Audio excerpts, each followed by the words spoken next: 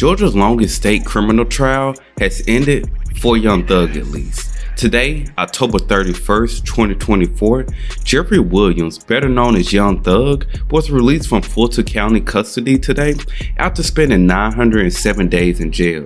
His release will come after he would plead guilty to a gang charge, 3 drug charges from when the police initially arrested and raided his home back on May 9, 2022, when they would find marijuana, codeine, and cocaine, and a gun possession charge from that same raid where they would find a Glock with a switch, and he would catch a charge for the switch also.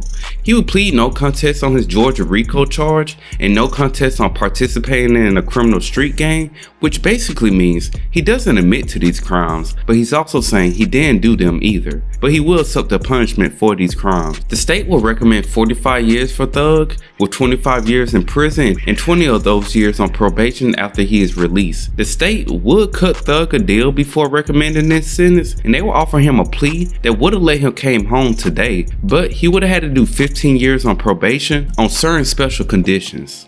But Thug and his defense team would decline this offer in a very risky move. They would put his faith in the hands of Judge Paige Whittaker after entering into a non-negotiated blind plea deal. Thug could still have been sentenced on the charges he pled no contest to, since no contest is basically the same thing as pleading guilty without saying you're guilty. Thug was facing 25 years altogether just on those 2 charges and 120 years altogether if convicted on everything. But now that he's released, he will only have to not commit any crimes in any state for the next 15 years while participating in community service every year. But Thug, though, while on probation, he can come to Atlanta to make anti-gun and anti-gang presentation at least 4 times a year to some type of grade school, middle school, or boys and girls club. And he can throw concerts as a part of his probation. Thug also must complete 100 hours of community service, and he cannot have contact with any gang member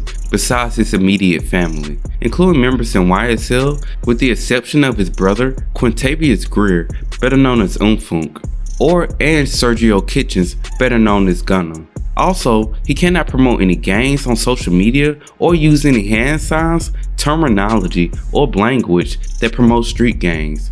Thug will also be banned, well, not banned, but he cannot come back to Metro Atlanta after 48 hours after his release, unless it is a special occasion such as a high school or college graduation, weddings, funerals, or medical emergencies for only immediate family, such as a biological mother, father, siblings, children, aunt, uncle, and his first cousins.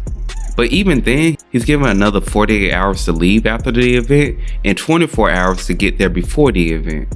Also, Thug is not able to have contact with any victims in this case, nor participate in any gang activities. Also, Thug cannot possess or be in arm's reach of any firearms unless he's with security or an officer of the law.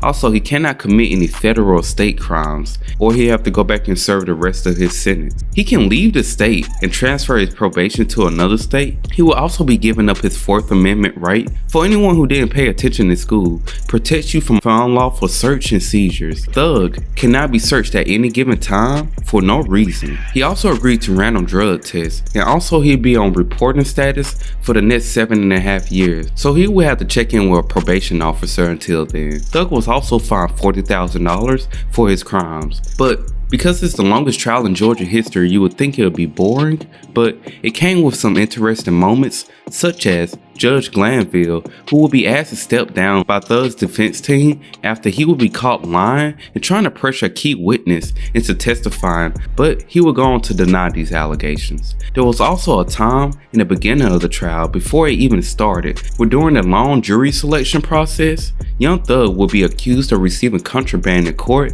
after a co-defendant and Thug will allegedly make a hand-to-hand transaction where Thug will receive a Percocet pill.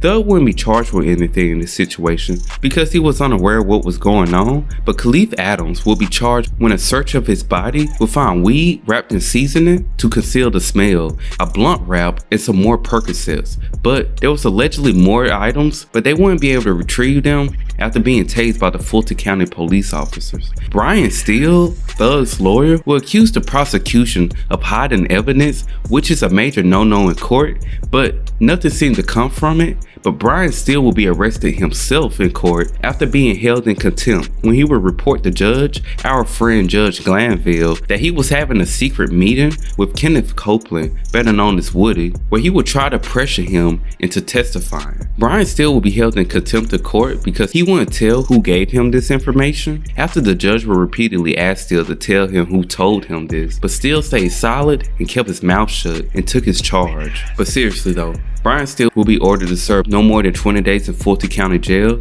but this decision will be reversed obviously. And also there was a time a fan hacked into the Zoom meeting of court one day just to have a message to free Thug before disconnecting or being disconnected. Or the time a lawyer told the judge that what he was saying was cap. And Miss Fannie Williams, the lead district attorney, and her allegations in the case and her main character energy. Or the list of memorable moments and sayings that Woody gave us throughout his testimony. But Thug will take full responsibility of his crimes. In a heartfelt message to the court, he will apologize to everyone that was involved in the case, and he will take ownership of being a high-profile person and being too nice, and now realizing the consequences that can come with someone of his status being too cool, and how his lyrics can be twisted. But we're all looking at this as a win, and we're all celebrating Young Thug being free, except for one person, the person who put in the most work in the case. Brian Steele will be disappointed in Thug for taking a plea deal because of how the courtroom and the prosecution handled this case. Brian believed that if he had another 3 months of trial and negotiations, he wouldn't be able to get Thug fully acquitted. But Young Thug wanted to get back to his family and his children more than the desire to clear his name. But you all let me know what you think. What was your favorite moments from this case, or what are your thoughts? And did I miss anything? Let me know in the comment section, and I'll catch you all on the next one.